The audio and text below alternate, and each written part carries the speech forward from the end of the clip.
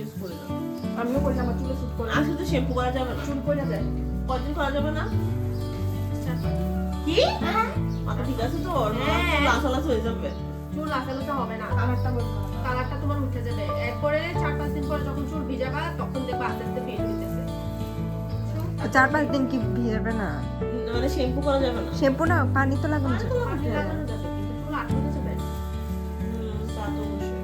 ঢাকাতে যাবো তো আমি এটাই চিন্তা করতেছি। তো হিজাবই করবা। এই হিজাবের ঘামায় থাকলে পুরো আরো রাস হয়ে যাবে।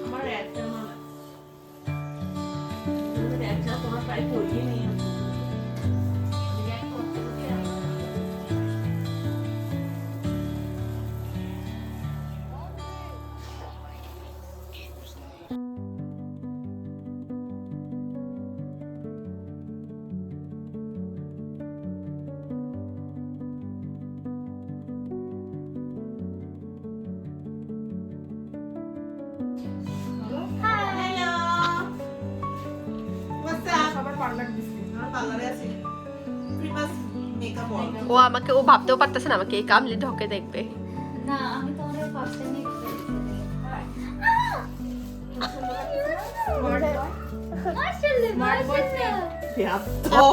সালামের উত্তর দাও। দিছে সালাম তো শোনা লাগে না, মনে মনে দিলে হয়। আচ্ছা চিনছে তো না না আমি এটা কাটি না। এটা হচ্ছে বাবা যা। আরে বাবা কি হাসি বাবা।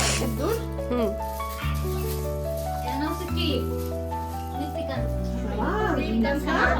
অনেক থাকে। হিউজ। সুন্দর করে হেয়ারস্টাইল। কেক কেকটা ও আমি এখন বলতে দিছিলাম ওই ফ্লেভারটা আমার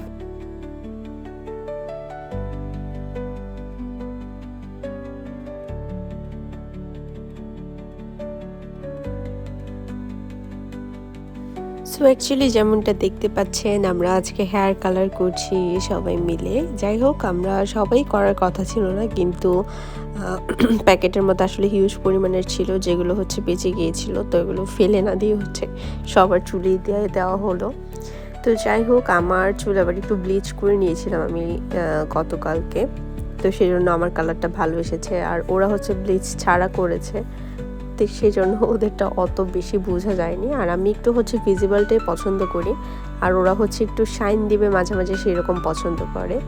সো সেই জন্য নেক্সট টাইম হচ্ছে এক্সপার্টকে দিয়ে করাবো। এখন জাস্ট আমার রিসেন্টলি কয়েকটা প্রোগ্রাম পড়ে গেছে, সো তাড়াতাড়ি করে হচ্ছে আমি একটা করে নিচ্ছি।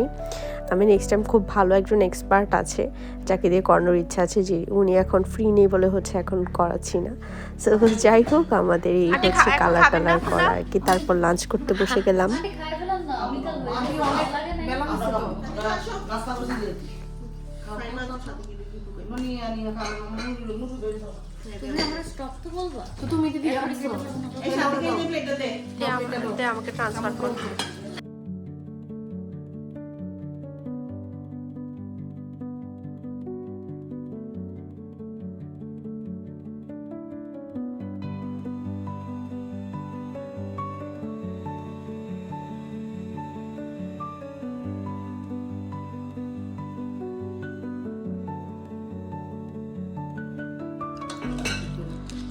অসুবিধা করে খাইতেছি। আমরা নরমালি এভাবেই খাই, আমরা কোনো হাফ কাপ করে খাই। ও খায়। ও একটু খাবার খাইতে না নরমাল। হুম দেখো খাবার খাইতে গেলে আমি কথা বলি না। আরে নিচে দে, কথা বলে আমি নিচে।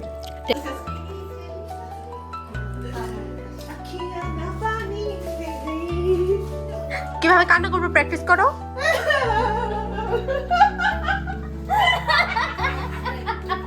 এটা কিচ্ছু কান না।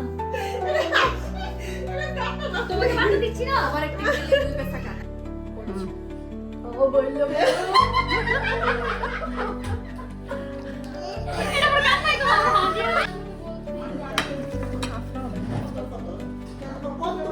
ফুটকি আসছে দেখো, কতগুলো ফুটকি আসছে। একটা ফুটকি, দুটা ফুটকি, তিনটা ফুটকি, চারটা ফুটকি, পাঁচটা ফুটকি। হ্যালো বলো। তোমরা ওনাকে তুমি কইরা বলো? হ্যাঁ আমরা তুই করে কর। আমার তুই করে বল। না এটা আগে ওরা থেকে শিখছিল। আগে থেকে